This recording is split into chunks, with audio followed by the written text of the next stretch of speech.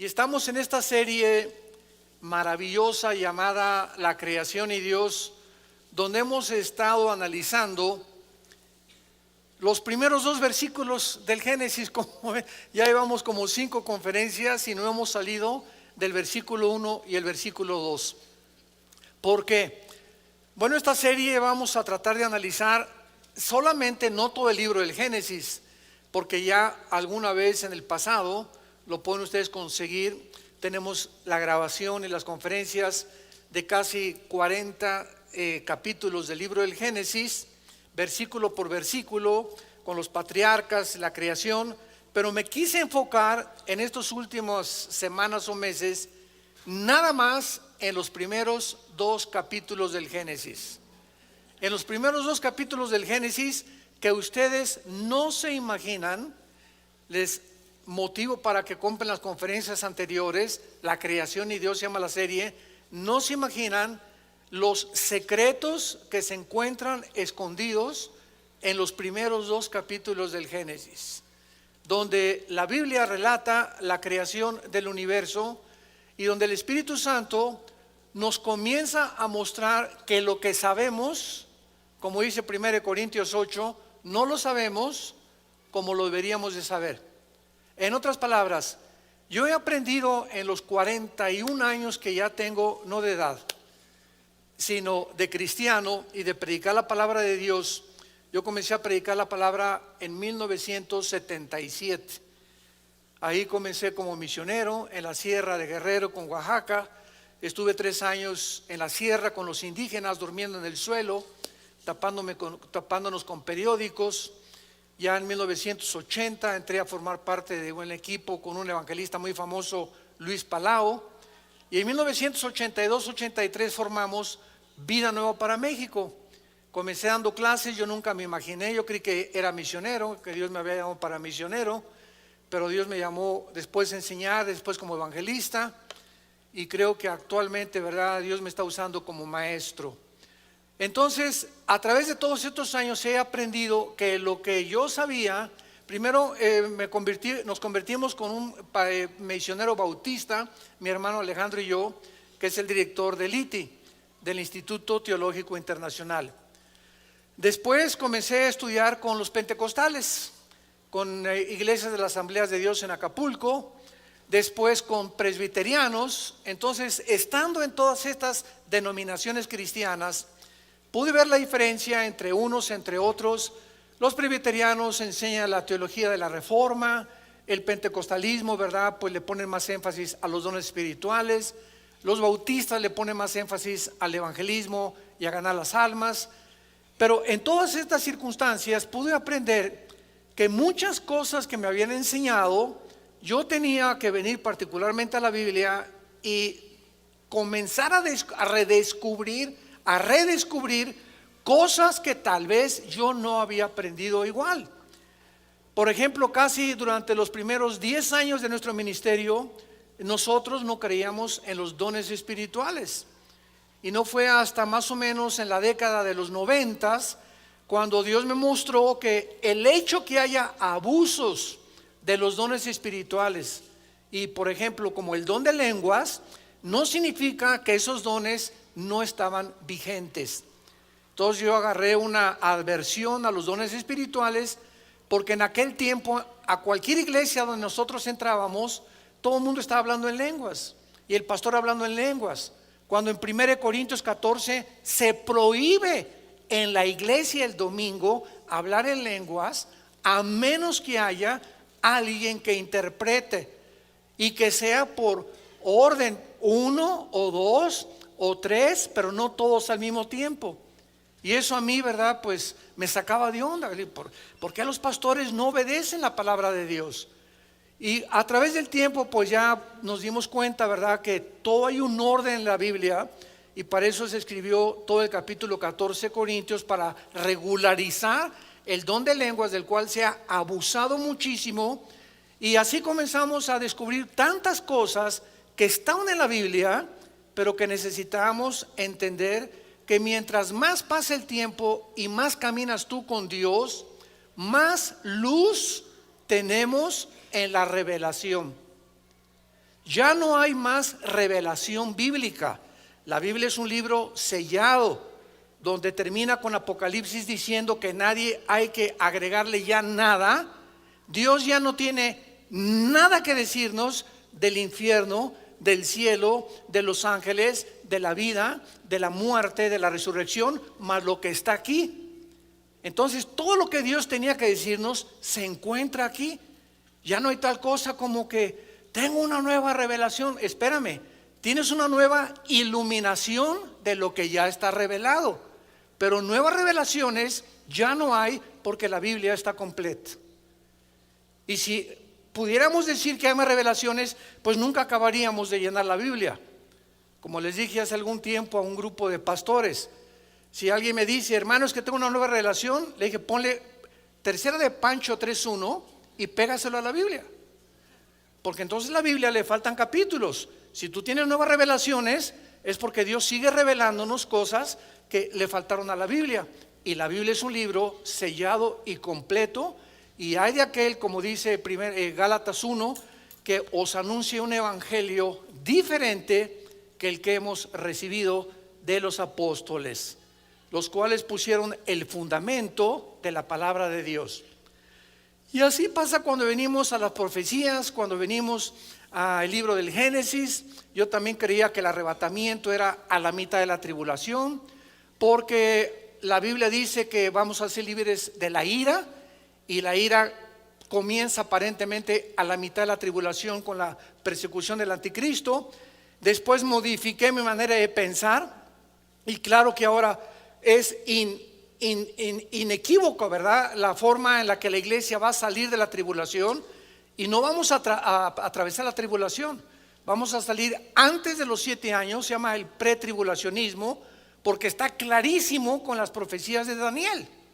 Entonces, cuando pones en la Biblia Ezequiel, Daniel, Zacarías, Apocalipsis, y armamos el rompecabezas completo, tenemos la visión de poder entender claramente, sin sacar algo de Daniel o algo del Apocalipsis y no tomar en cuenta las demás partes de la Biblia. Ahí es cuando se forman herejías. ¿Qué es una herejía? Es una verdad llevada al extremo, nada más. Es una verdad. O sea, las lenguas existen, pero llegó el momento que comenzaron a enseñar que si tú no hablabas en lenguas, no tenías el bautizo del Espíritu Santo. Eso es una herejía. ¿Por qué es una herejía? Porque si una persona recibe a Cristo y le falta algo, es una persona mocha. Es como un niño que nace y que te falta el páncreas, o naciste sin el hígado. Espérame, eres un fenómeno, no eres una persona completa. Entonces, cuando nacemos en Cristo, estamos completos, dice Colosenses capítulo 2, y no nos falta nada. Hemos sido convertidos, transformados, regenerados por el Espíritu Santo, ungidos con el Espíritu Santo y bautizados con el Espíritu Santo en el momento de la conversión. No nos falta nada más que crecer en la gracia y el conocimiento de Cristo y mantener esa llenura que viene después. Pero ya tenemos al Espíritu Santo, ya fuimos bautizados y unidos a Jesucristo, ya hemos sido ungidos y no hay otra unción. Acuérdense ustedes, en muchas iglesias, ¿verdad? ¿Cómo que otra unción más fresca? O sea, ya no hay más unciones. Dice 1 Juan capítulo 2, 21, que la unción que recibimos permanece en nosotros. Y esa unción, que es el Espíritu Santo, simplemente Él quiere más de nosotros, no nosotros más que de Él. Hay canciones que también dicen, Espíritu Santo, lléname, espérame tantito, te voy a contestar. No, yo quiero que tú me pidas que yo pueda darme oportunidad de entrar a tu vida, quita más pecado de tu vida y te voy a llenar. No es a la sopa marucha, no es instantánea. Queremos más de ti, Señor, queremos más de ti, Señor. Él es el que quiere más de nosotros, no nosotros de Dios. Él está esperando que nosotros le abramos más campo en nuestra vida, más santidad en nuestra vida, para que Él pueda llenarnos más con su Espíritu. Entonces vemos que a través del tiempo vamos entendiendo muchas cosas. Y es igual con la oración. Comenzamos a orar y vamos a reunirnos a orar, hermanos. Y comienza un hermano, y el otro por acá y el otro por allá. Oye, cállense por favor todos. La Biblia dice que cuando alguien ora, nos pongamos de acuerdo en el que está orando. ¿Cómo ponemos de acuerdo si todos están orando al mismo tiempo? Pero son costumbres que entraron a la iglesia cristiana. Entonces, cuando hay una reunión de oración, no estamos todos, por acá, y sí, Señor, y no, por acá, Señor. Total que no me dejan ni orar. De tanto grito y de tanto sombrerazo, ¿verdad? Como decimos en mi pueblo. Entonces, cuando estamos orando, tiene que haber un orden y alguien lleva la oración y los demás nos ponemos de acuerdo en la persona que está dirigiendo la oración. Pero si oramos todos al mismo tiempo, ¿cómo podemos ponernos de acuerdo con el que está dirigiendo la oración? Y así pues hay tantas cosas y tantos defectos en la vida cristiana porque somos imperfectos. Pero mientras más pase el tiempo, más vamos teniendo más orden, conociendo mejor al Señor, la forma como las cosas deben de hacerse. Hay iglesias también, ¿verdad?, en las que yo llegaba y un hermano comenzaba a correr por todo el pasillo y vuelta. Pero yo digo, oye, ¿hay un maratón aquí en la iglesia o qué, no? Y corriendo el hermano y quitándose el saco y otro girando como pirinola ahí a la mitad de los pasillos y aventando las cosas que él traía. Y espérame tantito. Dice la Biblia, hágase todo con orden, porque Dios es un Dios de orden. Y en esta iglesia parece el circo Ataide. Entonces, todas estas cosas que han entrado a la iglesia y que todavía en muchas iglesias siguen operando de esta manera, es por la ignorancia de la palabra de Dios. Nada más, porque no hay suficientes estudiantes ni personas que quieran buscar a Dios, porque Dios quiere que nosotros podamos conocerle y hacer las cosas de acuerdo a como Él las ha ordenado. Y si tú le das la oportunidad a Dios a través de tu vida y de tu comunión con Cristo todos los días, de que el Espíritu Santo hable a tu vida, vas a descubrir la verdad. Y ¿sabes una cosa? Vas a ser libre. El día que conozcas la verdad te hará libre. Libres de paganismo, de tradiciones, de falsas enseñanzas, de herejías, de cosas y costumbres que entran a las iglesias y que se aceptan como si fueran una verdad. Porque dice el dicho que cuando una mentira se repite 100 años, se acaba aceptando como una verdad. Muy bien. En el libro del Génesis, capítulo 1, el versículo 1 es el versículo más científico que hay, independientemente de los que vamos a ir descubriendo. En este estudio que hemos abordado acerca de Dios y la creación, estoy introduciendo la astrofísica, la física, la astronomía y todo lo que en el campo científico se ha descubierto siglos después de cuando se descubrió la Biblia, o siglos después cuando la Biblia ya estaba realmente hablando de cosas que los científicos después descubrieron para comprobar que la Biblia tenía razón. Y estas evidencias, por eso es tan linda esta serie, es para darles a todos ustedes jóvenes universitarios principalmente municiones, para que tengan información, porque el pueblo de Dios perece cuando no hay conocimiento. Y cuando no tenemos el conocimiento suficiente, tú entras a la universidad y te vas a encontrar con maestros ateos, humanistas, materialistas y evolucionistas. Y estudiantes y amigos que van a tratar de desviarte del camino, porque Satanás usa a nuestros amigos y casi siempre los más cercanos para tratarnos de desviar o envenenarnos o distorsionar el camino de la santidad, de la justicia y de la luz. Entonces, todo esto es para que ustedes puedan darse cuenta que no hay ningún sistema filosófico, ninguna ideología que la Biblia no haga pedazos. La Biblia destruye el pensamiento humano y las ideas humanas que a través de los siglos han prevalecido y a través de las cuales el mundo ha sido engañado precisamente por ignorar la verdad de Dios. La única verdad que existe en el universo es la verdad de Dios. Y esta verdad es la que nos hace libres.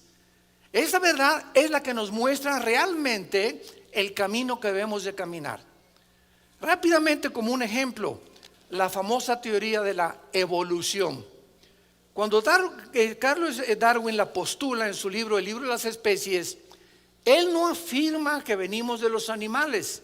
Lee 2 o 3 veces más ese libro y te vas a dar cuenta que él simplemente está postulando, él está hipotetizando, él está filosofando y dice: puede que, chance y, no sé, no estoy seguro, pero estoy investigando allá en los Galápagos, ¿verdad?, cerca de Sudamérica, en unas islas, a ver si encuentro por qué a los pajaritos se les cambia el pico. Y una cosa es la microevolución y otra cosa es la macroevolución. Entonces se tomó como una verdad y se comenzó a enseñar en las escuelas, y se sigue enseñando, y se siguen sacando los científicos ateos lo que le llaman en inglés el fake news, o las noticias falsas que abundan en el internet.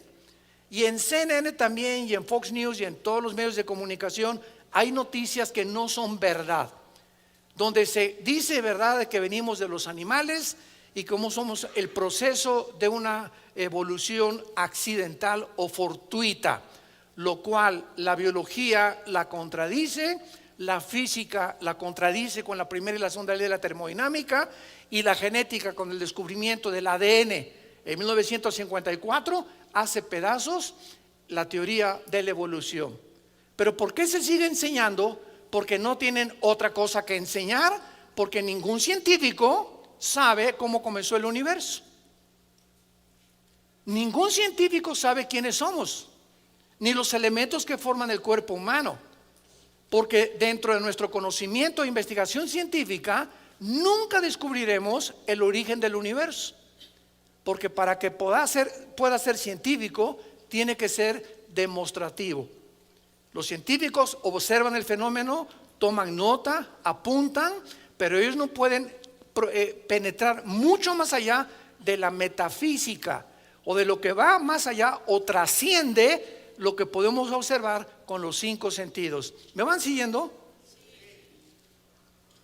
Bueno, ojalá que no les salga humo por las orejas, ¿verdad?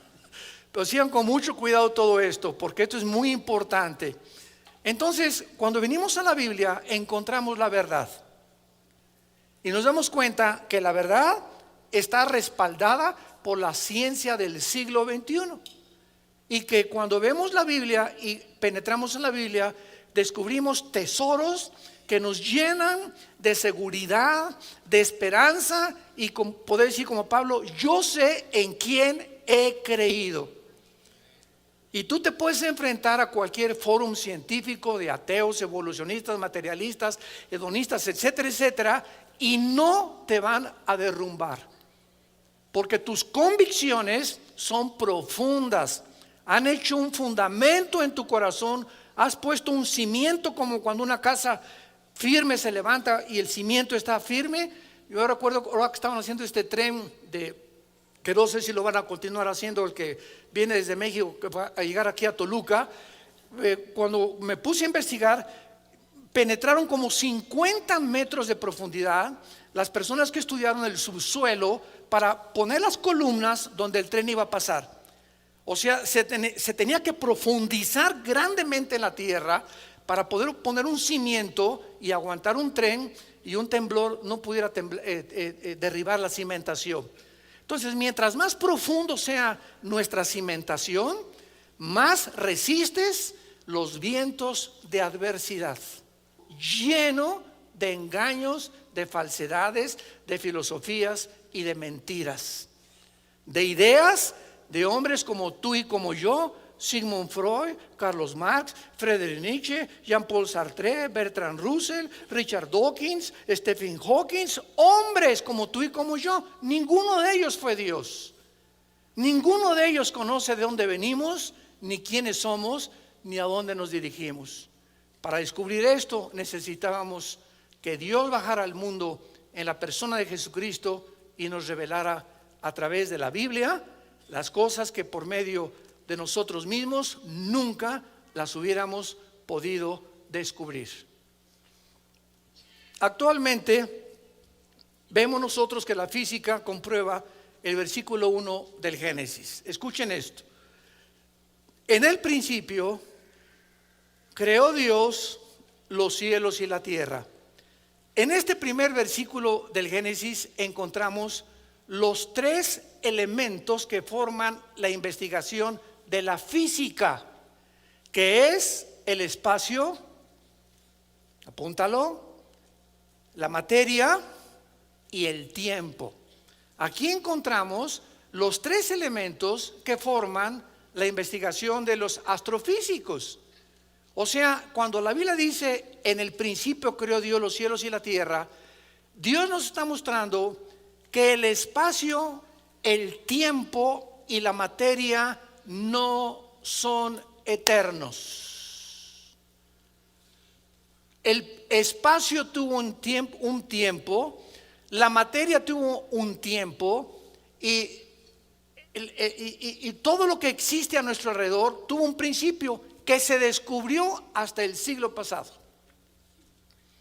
Por muchos años se estaba enseñando que el universo era eterno. Y cuando dice la Biblia en el principio, hace 4500 años que se escribió el Génesis, aproximadamente, ya está mostrando que el tiempo, la materia y el espacio tuvieron un principio. Miren, por ejemplo, vamos rápidamente a Hebreos capítulo 1.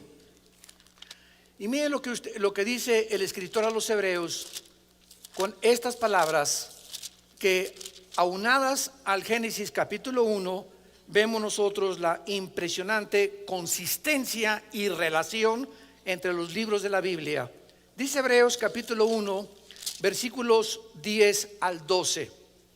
Oh Señor, en el principio, otra vez, el autor de Hebreos, que escribió siglos después de Moisés, que escribió el Génesis, está completamente de acuerdo en lo que dice el Génesis.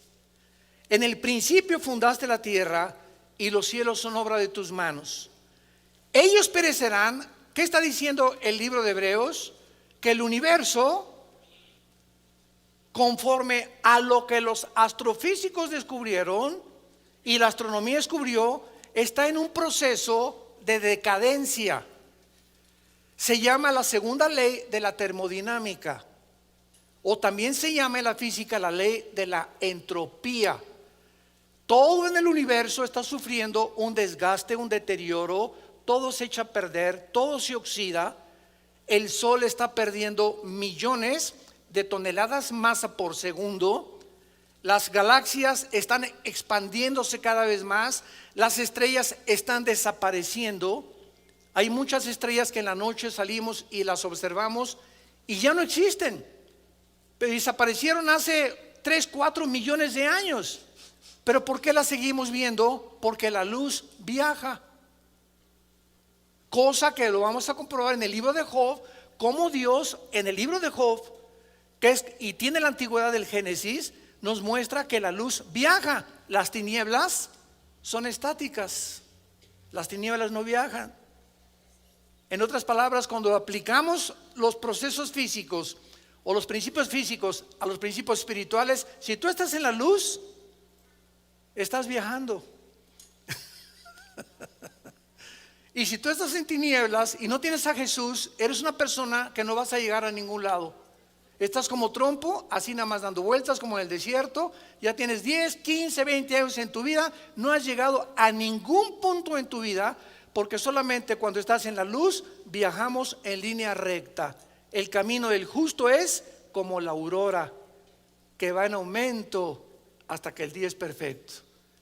El justo, el cristiano, va y cada vez sabemos más, cada vez hay más luz, cada vez aprendemos más, cada día nos da gozo levantarnos en la mañana, nuestra mente es llena con la palabra de Dios, con las sorpresas que Dios tiene para con nosotros. Nunca caemos en una rutina los cristianos, o por lo menos no deberíamos de caer, con tantas maravillas que Dios tiene para aquellos que le aman de corazón.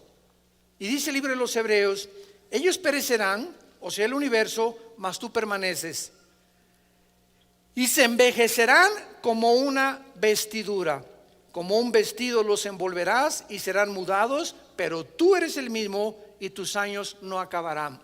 Ya el escritor de Hebreos hace 2000 años Y ya el libro del Génesis hace 4500 años establecían lo que se descubrió cuando se descubrieron la primera y la segunda ley de la termodinámica. Nada se crea ni se destruye y todo sufre un deterioro, una oxidación, todo se envejece, el universo está a punto de desaparecer. El universo es como un reloj que se le dio la cuerda y se le está acabando. Y lo estamos comprobando en el siglo XXI con la increíble avance de la tecnología moderna y también la ciencia. Muy bien. ¿Y el tiempo? No saben cómo me encanta enseñar. Y me río, ¿verdad? Porque esto hace pedazos a los científicos, a los ateos, a los evolucionistas, a los materialistas, a los que se creen Pyrrhation.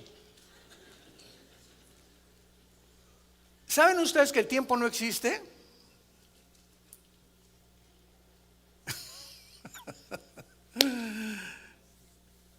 Si hubo un tiempo cuando comenzó el tiempo, vamos a ver. Dios habita la eternidad, ¿ok? Síganme con mucho cuidado. En la eternidad no existe el tiempo. Cuando Dios se revela a Moisés en Éxodo capítulo 3, Dios le dice a Moisés: yo soy el que soy. O sea, yo soy en el presente. Entonces, Dios es el Dios del presente. Si en la eternidad existiera el tiempo, pues hubo un tiempo que comenzó la eternidad. Y cuando hablamos nosotros de la eternidad, creemos que es un punto que comienza aquí y la eternidad es, nunca va a acabar esa raya. Pero no es la forma como la Biblia mide la eternidad, es como la medimos nosotros. Porque si hay un punto donde decimos que aquí comenzó la eternidad y la eternidad es algo que continúa por los siglos de los siglos de los siglos, entonces la eternidad tuvo un principio. ¿De acuerdo? Pero la eternidad nunca ha tenido un principio ni ha tenido un fin. Dice en Isaías la Biblia que Dios habita la eternidad y con los quebrantados de corazón. Entonces Dios habitaba la eternidad y Dios es luz. En la eternidad no hay tiempo, en la eternidad no hay un principio. La eternidad es una dimensión completamente diferente que no hemos alcanzado a comprender. Síganme con mucho cuidado. Cuando Dios dice en el principio, Dios deja la eternidad y pone una dimensión nueva, que es la dimensión en la que tú y yo estamos viviendo, que es de 4 dimensiones. Nosotros estamos en un universo de 4 dimensiones, que es la altura, la profundidad, la anchura. Y en 1942, en el siglo pasado, un científico alemán que huyó a tiempo del nazismo, llamado Alberto Einstein, descubre con una fórmula que él postula, que es la E igual a mc al cuadrado. La energía es igual a la masa por la velocidad de la luz al cuadrado, el tiempo. Entonces, Alberto Einstein introduce lo que la Biblia decía, que el tiempo es relativo. De ahí viene la teoría de la relatividad de Alberto Einstein. ¿Qué quiere decir? Pongan atención. ¿Cuándo fue escrito Apocalipsis? Hace 2000 años. ¿Amén? ¿O no? Bueno, Apocalipsis fue escrito por el apóstol Juan hace 2000 años. ¿Tú ya habías nacido hace 2000 años? Ni yo tampoco. Juan viaja 2000 años en el tiempo y ve lo que ya sucedió, lo que no ha sucedido y lo que está por suceder. Les dije que les iba a salir humo. ¿No es precioso esto? La Biblia es el único libro de los billones de volúmenes que existen en el universo, en las librerías, hiperdimensional. Nadie se hubiera imaginado, ni se le hubiera ocurrido ni a Julio Verne, ni a los más grandes personas de ciencia ficción, de que esto pudiera ser una realidad.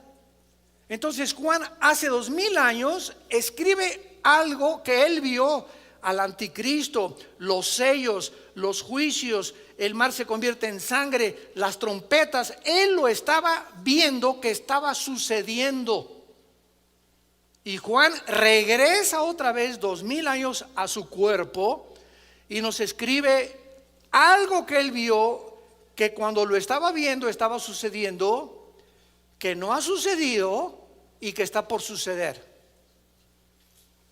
Entonces nos damos cuenta que el tiempo no existe. El tiempo es relativo. El pasado puede estar en el presente en el futuro en el pasado. Y cuando comenzamos a divagar y a pensar en todas estas cosas, decimos: Dios mío, comienzo a entender ahora cómo los santos en la Biblia y los profetas en la Biblia los llevaste al futuro. Otros viajaron hacia el pasado, como Ezequiel. Ezequiel se encontraba preocupado. ¿Por qué, Señor, a Israel lo llevaste a la cautividad babilónica con el rey Nabucodonosor? Y ahí estaba Ezequiel en el capítulo 2 y 3 de Ezequiel, muy preocupado, y en el capítulo 8 y 9 de Ezequiel. ¿Y saben lo que hace Dios? Ezequiel estaba preguntándose por qué Dios castigó a Israel en la cautividad 70 años en Babilonia. ¿Saben lo que hace Dios? Dios saca a Ezequiel de su cuerpo, en su espíritu, y lo traslada al pasado. Y le dice Dios a Ezequiel en el capítulo 8 y 9 de Ezequiel: quiero llevarte al pasado para que tú veas en el pasado lo que estaban haciendo los líderes de Israel y por qué los castigué. Y entonces Ezequiel escribe que los líderes de Israel y casi todos los varones de Israel tenían infectada la mente con pornografía. Toda la mente de ellos estaba sucia con todas las inmundicias que Dios les prometió y las escribió en el libro de Levítico capítulo 18, 9, 20, 21 y 22. Sexo con los animales, sexo hombre con hombre, mujer con mujer, bestialismo, sadomasoquismo, etcétera, etcétera. Y dice Dios: esta es la razón por la cual los castigué. Y entonces ya Ezequiel regresa otra vez al tiempo donde él se encontraba y comienza a adquirir una visión mucho más amplia de por qué Dios es justo cuando Él envía juicios al mundo. Y es lo que los seres humanos no comprendemos en el siglo XXI. ¿Por qué mandó Dios un tsunami en Indonesia? Ay, hermano, y en el último tsunami de Indonesia se murieron el 45%, eran pequeñitos, eran niños menores de 10 años. ¿Qué Dios tan feo y tan falta de misericordia? Así pensamos los seres humanos. Y cuando comenzamos a investigar, nos damos cuenta que en Indonesia es uno de los países, es una isla de lo más pagano que existe, y que la prostitución, como en Singapur se comenzó a quitar, es donde más hay en el mundo. A esos niños que Dios se los llevó en el tsunami, fue un acto de misericordia, de llevárselos al cielo para que no crecieran y se prostituyeran. Fíjate cómo cuando cambias el foco y el vidrio para ver las cosas, te das cuenta que los pensamientos de Dios no son nuestros pensamientos. Pero por nuestra mente tan reducida que tenemos y nuestra falta de capacidad de entender que son más altos que nosotros, siempre nos ponemos de jueces de Dios. Si yo hubiera sido Dios, no hubiera permitido este accidente. Si yo hubiera sido Dios, espérame tantito, pero tú no eres más que un renacuajo con cerebro de caracol, hígado de pollo, y ya nos seguimos, ¿verdad? Comparados con Dios. En el principio creó Dios los cielos y la tierra, el tiempo, el espacio y la materia. La materia no se puede separar del espacio, ni el espacio se puede separar del tiempo. Son tres elementos indivisibles en la astrofísica y en la astronomía. Y eso es precisamente lo que Dios nos comienza a abrir el panorama para que comencemos a penetrar en el mundo invisible, espiritual, que nosotros no hemos podido conocer. Ahora, muy bien, el versículo 2 del Génesis describe un panorama completamente diferente al panorama de la tierra original. Y entre el versículo 1 y versículo 2 existen en la teología dos teorías o dos perspectivas. A mí me enseñaron, cuando comencé a estudiar teología hace algunos años, que el versículo 1 y el versículo 2 era la continuación de la creación de Dios, y que la tierra pues estaba descompuesta, desolada, y después ya Dios la compuso, y el primer día Dios dijo que sea la luz. Sin embargo, cuando comencé realmente a meterme en las raíces hebreas, en las palabras hebreas del versículo 1 y el versículo 2, descubrí que lo que me habían enseñado no se podía sustentar ni tampoco mantener, al ponerlo en una balanza, de decir que había continuado la creación de Dios, porque lo que descubrí y lo que la mayor parte ahora de los teólogos estamos de acuerdo es que entre el versículo 1 y el versículo 2 pasaron millones de años. Millones de años. Vamos por orden. En el principio nosotros no existíamos. ¿Quiénes fueron las primeras criaturas creadas por Dios antes que nosotros? Los ángeles, los serafines y los querubines. Los serafines son criaturas que, dice Isaías 6, están arriba del trono de Dios. Los querubines están alrededor de Dios, y en el arca del pacto se describen cuando Dios le dijo a Moisés que fundiera a los serafines, que los pusiera con alas, inclinando, viendo el propiciatorio, o sea, como guardianes de la santidad de Dios. Y los ángeles no son querubines, los ángeles no son serafines. La palabra malak, con K al final, que se usó para ángel, y angelus en el griego significa mensajeros. Entonces, los querubines no son mensajeros de Dios, ni los serafines. Ahí están con Dios en el tercer cielo. Y los ángeles son otras criaturas que son iguales a nosotros.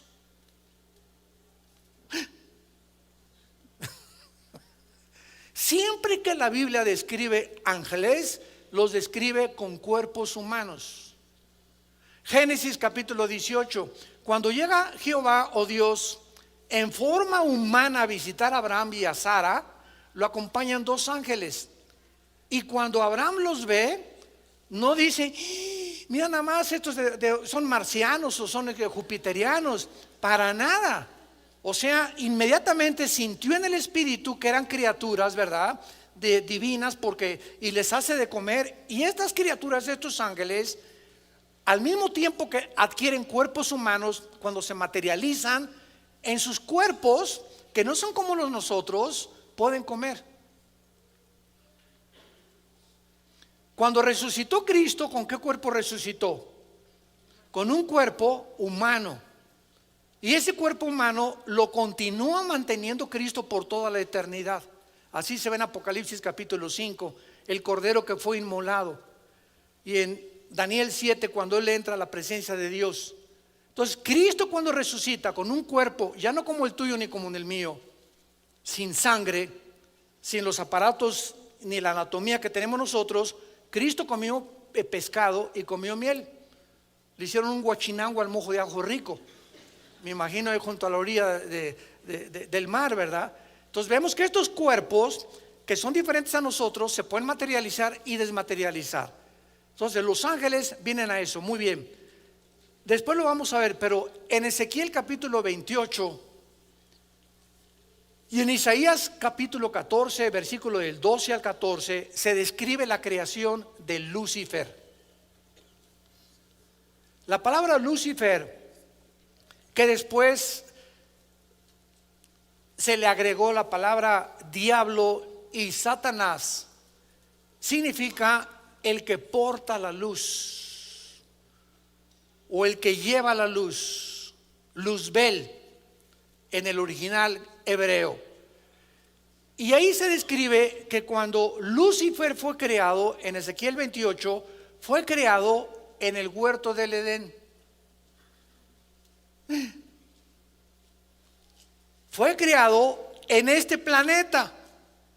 Isaías capítulo 14, el 12 al 14, lo confirma cuando dice que aquí en este planeta y desde aquí, de este mundo, Satanás planeó asaltar el tercer cielo, dar un pinochetazo al tercer cielo, un golpe de estado a Dios, hacerse como Dios, derrocar a Dios, y todo lo planeó desde este mundo cuando tú y yo no habíamos nacido todavía. Y dice en Isaías 14, el 12 al 14, subiré a través del cielo y de las estrellas. Las estrellas del cielo ya existían antes del primer día de recreación del planeta Tierra.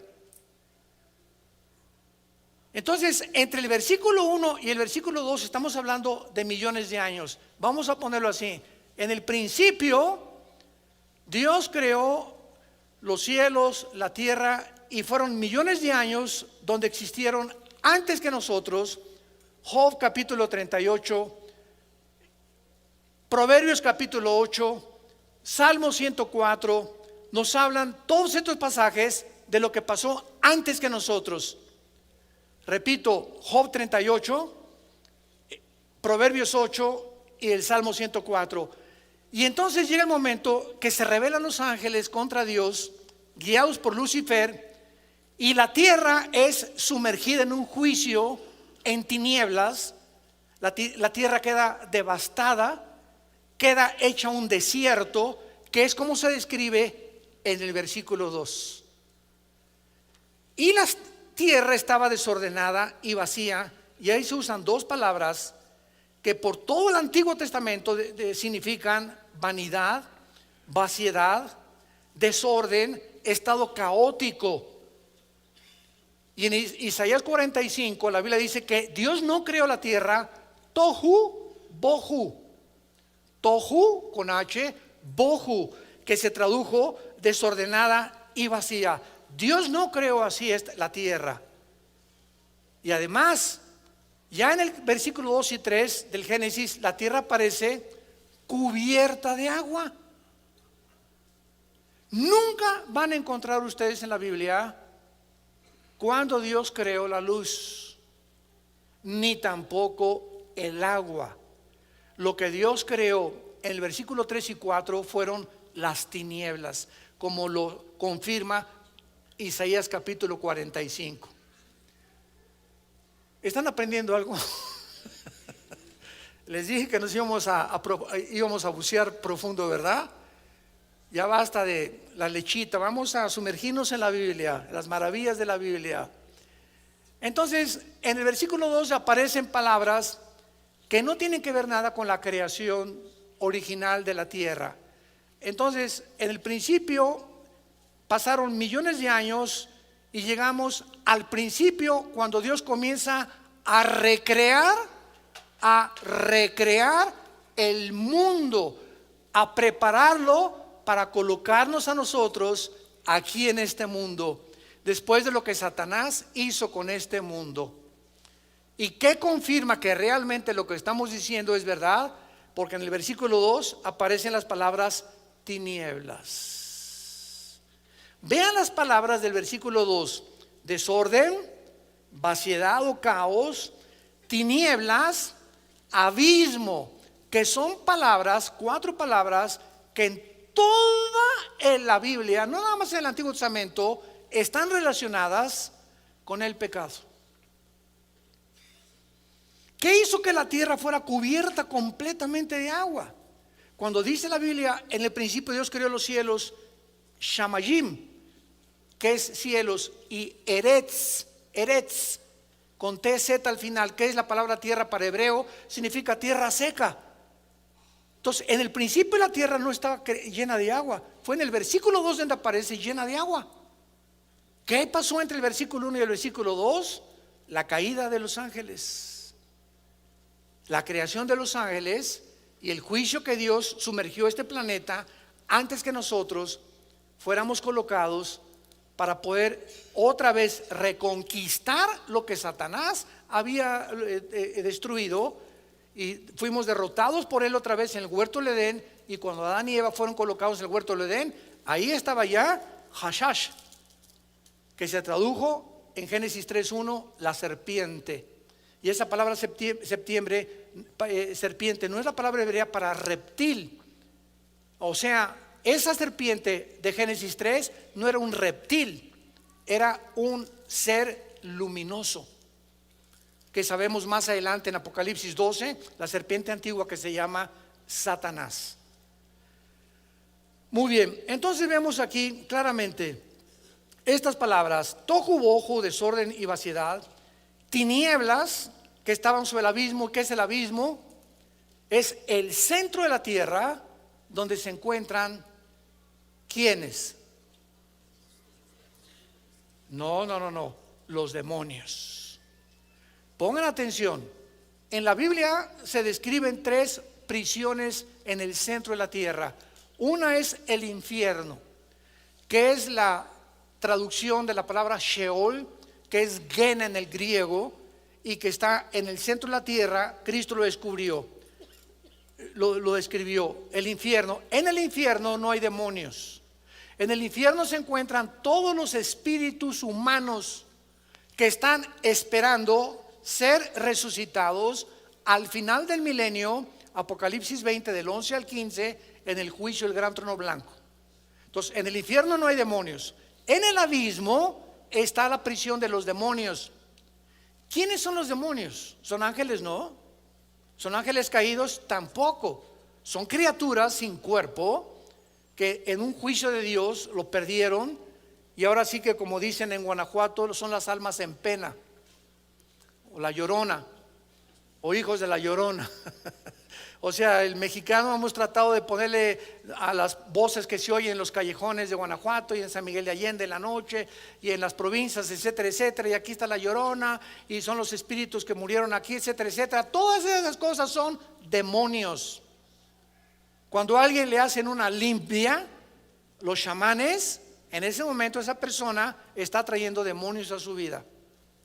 Se llama brujería en la Biblia, Deuteronomio capítulo 18. Dios prohíbe las limpias, Dios prohíbe la bola de cristal, Dios prohíbe la adivinación, Dios prohíbe la comunicación con los muertos, el contacto con los muertos, el contacto con los espíritus. Todo esto pertenece a las tinieblas.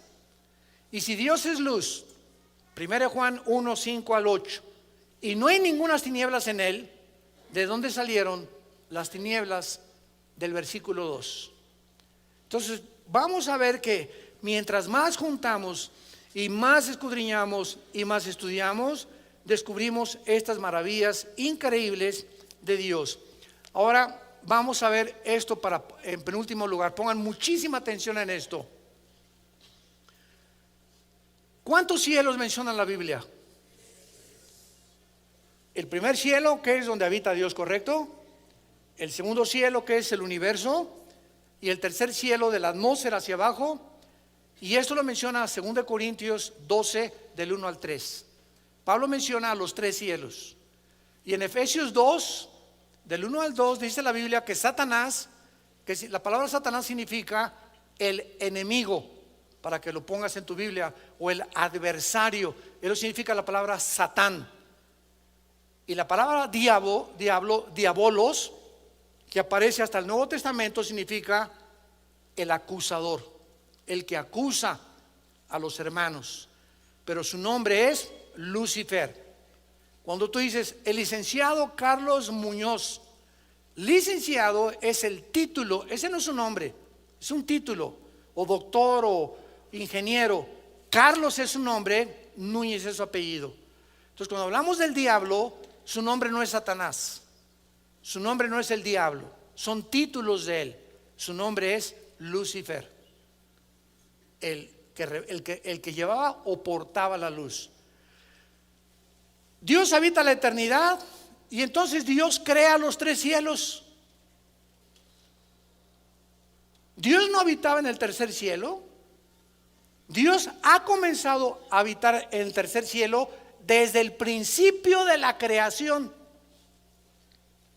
Entonces Dios se baja de la eternidad al tercer cielo, donde pone sus cuarteles generales, y Él decide y determina en su soberanía habitar ahí, mientras gobierna este universo que ya va a terminar pronto. Y entonces crea debajo del tercer cielo el cosmos, que se tradujo como el mundo. Pero la palabra cosmos abarca todas las galaxias, los hoyos negros, todos los millones de galaxias y estrellas que existen. Todo nuestro universo es un universo cerrado. Es lo que Dios creó, y todo está bajo 4 leyes físicas: la ley de la gravitación, las leyes termonucleares y las leyes de la termodinámica, la ley de la ley de la termodinámica. Todo el universo está bajo estas 3 leyes y funciona bajo estas 3 leyes.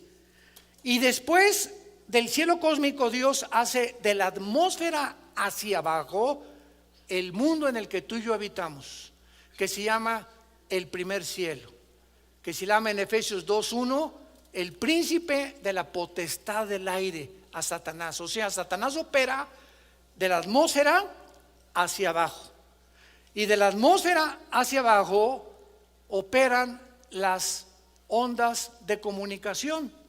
El sonido se transmite en ondas. Si te sales de la atmósfera y el sonido no se transmite en ondas, la luz viaja en ondas, y toda la atmósfera hacia abajo. Ahorita estamos aquí, yo no oigo nada, pero si traigo un aparatito que se llama el radio y lo prendo, está la charrita del cuadrante, está FM, está M, y solamente muevo una perillita y agarro una banda que yo no oigo con mis oídos físicos, pero aquí está junto a mí, junto a ti. Aquí estamos llenos de bandas que no vemos ni oímos, pero que existen y que son captadas por un aparato que se llama el radio. Y estas bandas y los medios de comunicación, dice la Biblia, están controlados por Lucifer. Primero Juan capítulo 5 versículo 19: el mundo entero está bajo el maligno. Apocalipsis capítulo 12 del 8 al 10: el diablo que engaña a través de los medios de comunicación al mundo entero. Cuidado con lo que oyes en el internet, en la televisión, en las telenovelas, en las redes sociales, lo que lees. No todo lo que estás leyendo y oyendo es verdad. La mayor parte de la información que recibimos los seres humanos está distorsionada, alterada y pervertida por las películas, por las magazines, por las telenovelas, por el internet, por todo lo que existe actualmente. Entonces nos damos cuenta que vivimos nosotros en el primer cielo, que es el cielo donde tú y yo podemos vivir. Nos salimos de la atmósfera, ya no hay oxígeno, el hidrógeno no está compuesto con la mezcla del oxígeno como está de la atmósfera hacia acá. Y Dios nos puso, como dice Hechos 17, los límites de nuestra habitación para que viviéramos en este mundo y no te fueras de luna de miel a la luna, por el amor de Dios. ¿Quién va a preferir la luna a Cancún? Hemos comenzado con 2 versículos de la Biblia. Tenemos 6 conferencias con estos 2 versículos, para que vean ustedes a dónde nos quiere llevar Dios: escudriñar las Escrituras. Juan 5:39: hagan pozos, escarben, búsquenme y van a vivir, dice Dios en toda la Biblia. Pero ya no hay estudiantes de la Biblia, demasiado tiempo en la televisión. Ni Aliti vienen los sábados a querer estudiar más teología. Los cristianos están llenando las iglesias de personas sin conocer a Dios, ni tener convicciones profundas en sus vidas para poder pararte delante de cualquier auditorio, en tu universidad, en un foro científico con maestros, y los haces pedazos a cualquiera que quiera levantarse contra el conocimiento de Dios. Segunda de Corintios 4 del 8 al 10: refutando argumentos y toda altivez que se levanta contra el conocimiento de Dios, y llevando cautivo todo pensamiento a Cristo Jesús. Te damos gracias, Señor, en esta mañana por tu palabra. Vida Nueva para el Mundo se sostiene y propaga el mensaje de salvación de Jesucristo gracias a Dios y a tus donativos. Llevemos juntos el Evangelio de Jesucristo al mundo entero.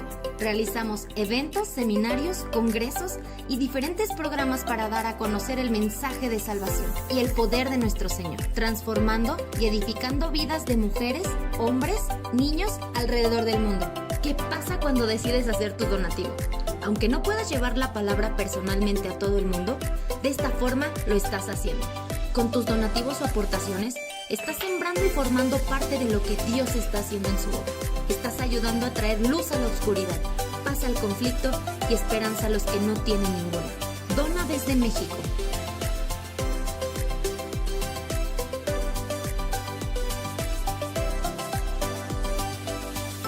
Dona desde Estados Unidos.